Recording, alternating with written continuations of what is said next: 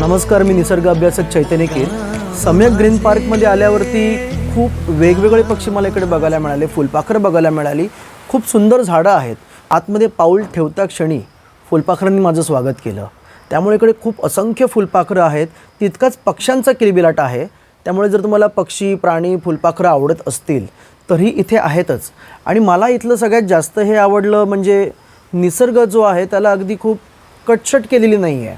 निसर्गाला निसर्गाप्रमाणे ठेवलेलं आहे. इथले जे रूम्स आहेत, इथे जी राहण्याची व्यवस्था आहे ती खूप छान आहे. खाण्याचं जर तुम्ही म्हणाल तर इथलं जेवण खूप सुंदर आहे.